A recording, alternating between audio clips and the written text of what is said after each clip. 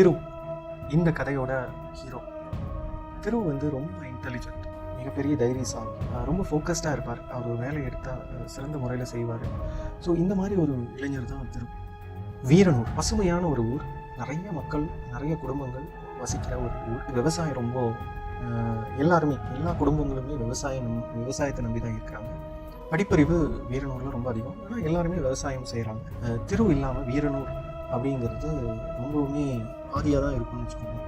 வீரனூருக்கு வந்து திரு ரொம்ப முக்கியம்.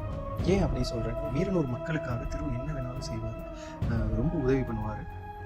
அவருக்கு வீரனூர் மக்கள் வந்து ரொம்பவே முக்கியம். வீரனூரோட வளர்ச்சிக்கு திருவோட பங்களிப்பு ரொம்பவுமே அதிகம் தான், அதை யாராலையும் மறுக்க முடியாது. வீரனூர் மக்களும் அதை ரொம்பவே திருவோட பங்களிப்பை ரொம்ப பாராட்டவும் செய்வாங்க. வீரனூரில் ஒரு வழக்கம் உண்டு.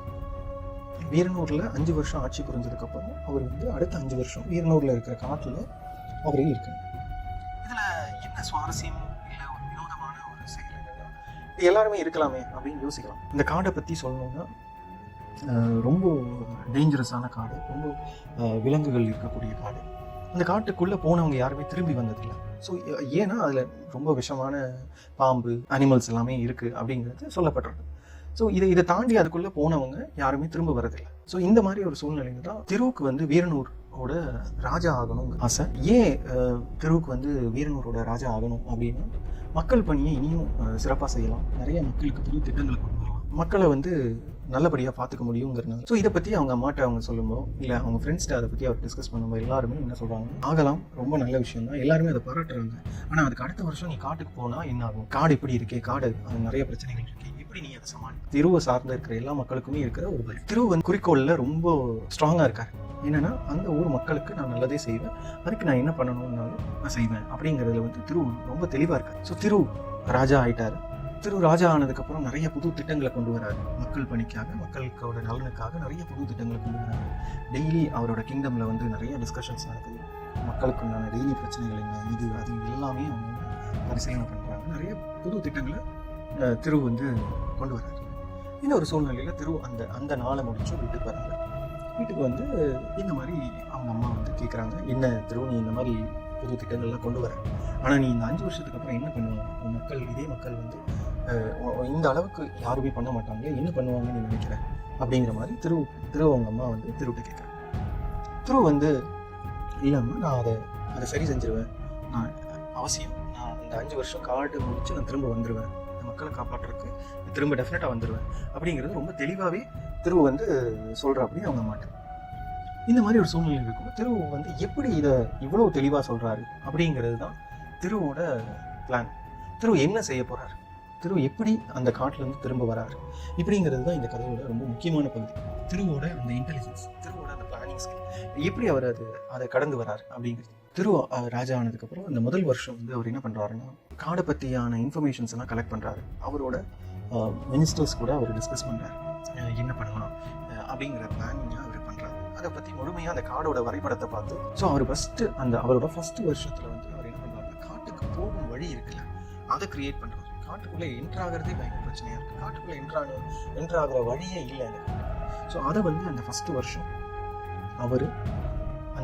அவர் ஆட்சியை புரியிற அந்த ஃபஸ்ட்டு வருஷமே அதை பண்ணுறாங்க. அதோட செகண்ட் வருஷம் அவர் என்ன பண்ணுறாங்க, அதை சுற்றியான அந்த வழி பண்ண அந்த வழியில் நிறைய செடிகளை, நிறைய அங்கே வளர்த்தக்கூடிய செடிகளை அவர் பண்ணுறாரு. அந்த ரோட்டில், அந்த போகும் வழியில் அக்ரிகல்ச்சருக்கு தேவையான பொருட்கள் நிறைய பிளான்ஸ் கிரியேட் பண்ணுறாரு, வெஜிடேஷன்ஸ், தட் இஸ் பிளான்ஸ் எல்லாம் நிறைய கிரியேட் பண்ணுறாரு.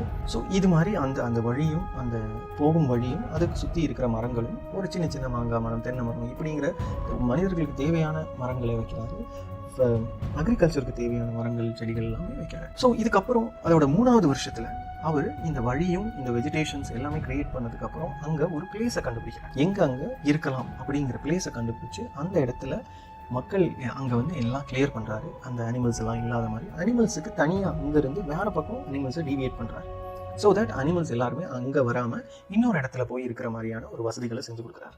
4வது வருஷம் என்ன பண்ணுறாங்கன்னா, அந்த கிரியேட் பண்ண இடங்களில் சின்ன சின்ன வீடுகளை அமைக்கிறாரு, சின்ன சின்ன வீடுகளை கட்டுறாரு. அந்த போகும் வழியும் இருக்குது, அங்கே சின்ன சின்ன வீடுகளை கட்டி அந்த மனிதர்கள் வாழும் வசதிகளை கிரியேட் பண்ணுறாரு. 5வது வருஷம் என்ன பண்ணுறாங்கன்னா, அந்த வீட்டை சுற்றியான இடங்களில் மரங்கள் இது எல்லாமே இருக்குது, அங்கே விவசாயத்தை ஆரம்பிக்கிறார். ஸோ இந்த சூழ்நிலையில் அந்த 5 வருஷமுமே முடிஞ்சிருது.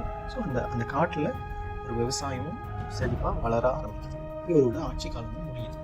ஸோ இந்த காலகட்டத்தில் அவர் ஆட்சியை முடித்து நேராக காட்டுக்கு போகிறார். அந்த காட்டில் எந்த ஒரு பிரச்சனையும் இல்லாமல் அவரால் வாழக்கூடிய வசதிகளை அவர் இந்த 5 வருஷத்துக்குள்ளேயே முடிச்சிடுறாரு. அதுக்கப்புறம் நம்ம திரு அந்த 5 வருஷம் முடிஞ்சு திரும்ப ஊருக்கே வீரனூருக்கே திரும்ப வரார். இதுதான் அதோட கதை. இந்த 5 வருஷத்துல என்னென்ன திரு பண்ணாரு, எப்படி பண்ணார் அப்படிங்கிறது. ஏன்னா மித்தவங்க அத்தனை பேர் அந்த ஊருக்கு ராஜா ஆகிறதுக்கு பயப்பட்டுட்டு இருந்த சமயத்துல திரு எப்படி அந்த டாஸ்கை எப்படி அணுகினார், அதை எப்படி செஞ்சார், எப்படி அதை அந்த 5 வருஷத்துல கரெக்டான ஒரு பிளான் பண்ணி எப்படி அதை அமைச்சு அவரோட அந்த டாஸ்க் 5 இயர்ஸ் டாஸ்கையும் முடிச்சுட்டு திரும்ப வந்திருக்காரு. ஸோ இதை பற்றியான உங்கள் கருத்துங்க, இந்த கதையை பற்றியான கருத்துங்க, திருவோட பிளானை பற்றியான கருத்துங்க, அவரோட அப்ரோச் டுவர்ட்ஸ் தட் டாஸ்க் எப்படி இருந்துச்சு, இதை பற்றி தயவு செஞ்சு உங்கள் கமெண்ட்ஸை ஷேர் பண்ணுங்கள்.